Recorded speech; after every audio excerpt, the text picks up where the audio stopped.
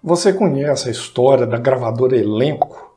Olá, eu sou Renato Ruas, eu escrevo a coluna de música Trilha Sonora, mas essa história eu resolvi contar em vídeo porque tinha algumas imagens legais para poder compartilhar. A Elenco foi uma das gravadoras mais originais e criativas que o Brasil teve. Ela foi fundada pelo empresário, artista e compositor Aloysio de Oliveira no começo dos anos 60 e trouxe muita inovação para esse mercado no Brasil e tem uma história muito bacana. Uma pequena descoberta que eu fiz revirando os discos do meu pai me levou a querer compartilhar um pouco dessa história, não só do Elenco, sobre esses discos que eu encontrei na coleção do meu pai. Revirando os discos do meu pai, buscando alguma preciosidade, alguma coisa legal para ouvir, eu encontrei 10 discos com selo da Elenco, porém esses discos estavam sem capa. Tinham somente os plásticos, então estavam, assim, de certa forma, desprotegidos, mas estavam em excelente estado, todos sem arranhados, muito bem limpos e tudo mais. A falta das capas é fácil de explicar. Minha casa passou, no final dos anos 70, por uma enchente, de modo que provavelmente a capa foi perdida aí nesse momento. Porém, muita coisa foi recuperada na enchente, meus pais trabalharam para recuperar muito dos bens, das posses, e esses discos estavam em excelente condição. Eu acredito que meu pai provavelmente limpou um por um, com cuidado que lhe era peculiar, manteve com cuidado, mas infelizmente não tinha como proteger melhor, deixou-os apenas dentro dos plásticos, mas os discos em excelente estado. Eu senti uma pena muito grande de ver esses discos sem as capas, justamente porque um dos grandes diferenciais do Elenco eram suas capas, muito originais, com uma identidade própria.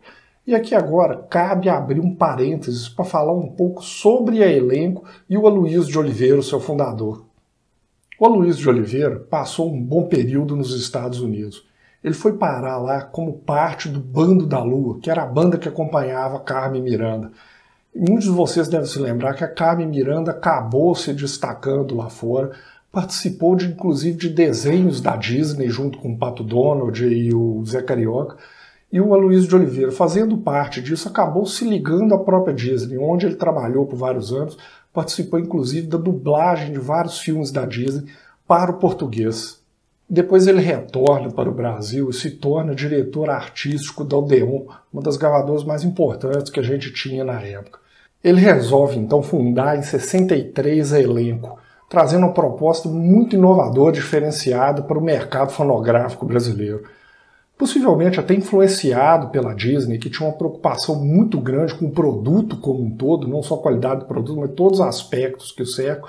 Aloysio traz isso para o mercado fonográfico e faz coisas que não aconteciam na época. Por exemplo, ele contratou um design para criar a identidade das capas.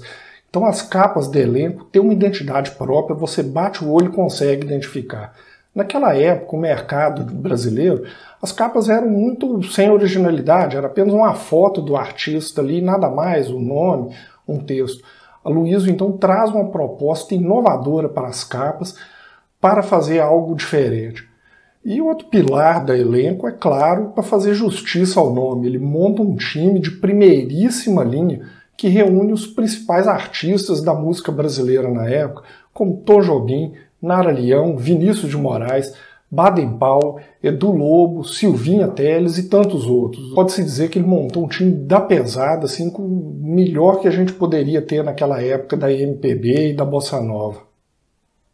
A falta dessas capas na coleção foi justamente o que me deu esse aperto no coração. Poxa, esse Elenco tinha capas tão legais e justamente elas foram se perder, porque eu sou apaixonado com as capas do Elenco e gostaria de ver de perto.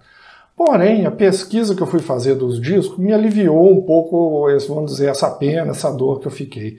Eu olhei procurando primeiro pelos selos dos discos, que estavam bem preservados, e descobri que na verdade, era uma coleção de banca. Essa coleção, então, não saiu sobre o selo do Elenco. Os discos eram do Elenco, mas foi uma coleção do Reader's Digest, as seleções. Isso aí provavelmente foi vendido em banca, não sei se em fascículos ou se o conjunto inteiro, com uma caixa fechada e com uma identidade visual dessa caixa que não tinha nada a ver com o Elenco, muito pelo contrário, uma coisa completamente diferente. Então, de certa forma, aí fiquei com um pouco menos de dó. Eu queria então recuperar os discos e dar uma proteção. Como eu falei, os discos estavam bem, mas estavam muito desprotegidos, apenas com plástico fino encobrindo-os. Então resolvi, ao mesmo tempo, enquanto fazia essa proteção, fazer também uma pequena homenagem a elenco. Eu reconstituí então no CorelDRAW, com o máximo de detalhes, o máximo de respeito ao original, o logo da elenco, preservando suas cores, sua identidade visual.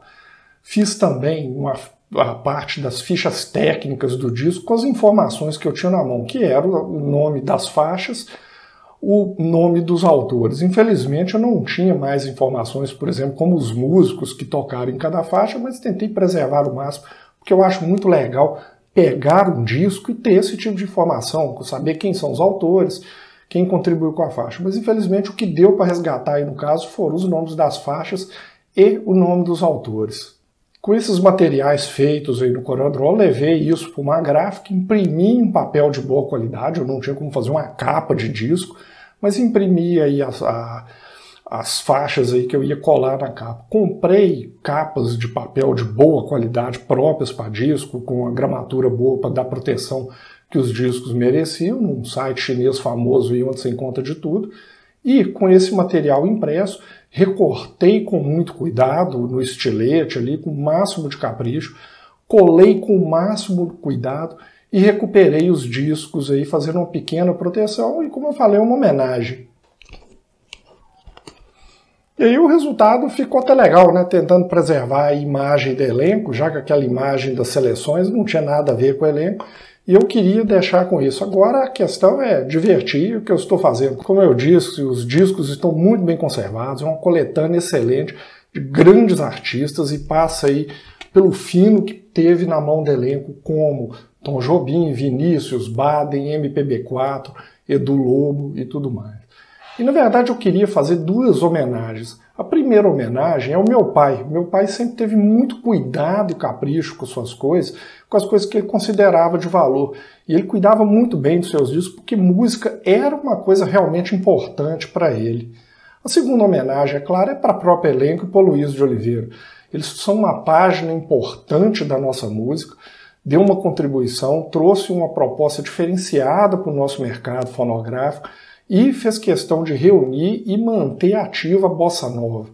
Então, isso aí, agora vamos ouvir os discos, fica a dica aí para quem não conhece, ir atrás aí dos discos, da produção do elenco e desses artistas maravilhosos aí, como eu citei, Tom Jobim, Vinícius, Edu Lobo, MPB4, Silvinha Telles e tantos outros.